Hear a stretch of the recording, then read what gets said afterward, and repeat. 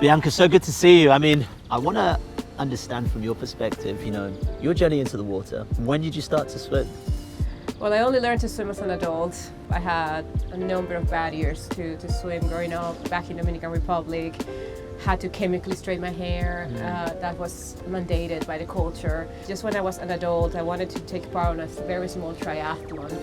And I didn't know how to swim and I didn't know how to cycle. So, two small problems to solve. Took lessons, which was also a challenge, because the first coach told me, well, Black people really can't swim, we'll try. Despite that first discouragement, I did find a second coach that said, I'll make you swim, even if it's the last thing I'll do.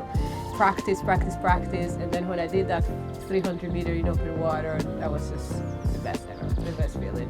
Yeah, swimming's interesting though. I remember when I'd do things like the great swims, and I'd often be the only one, that looked like me, standing on that start line. Have you had those experiences yourself? Well, you are a swimmer. I'm a triathlete, so I only swim because I'm forced to, because you cannot do a triathlon without a swim.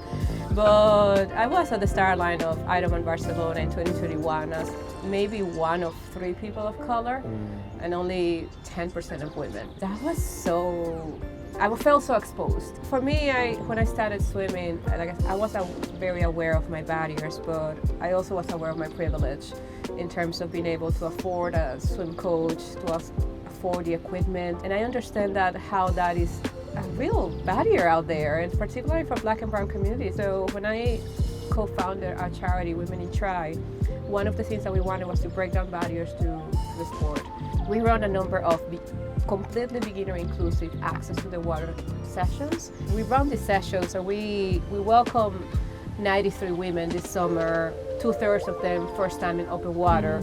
And the testimonials that we have back is how their life has changed. And it's just something that just transformed them just because they didn't see the sport for them. They had all these barriers, and then somebody said, no, you can do this. Let's just get all these barriers removed and let's get you in the water. I do love that.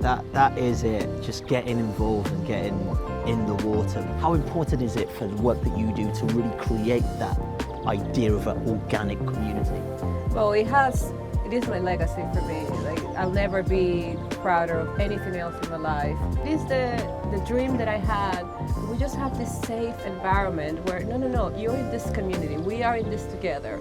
Whatever is your barrier, we will remove it together.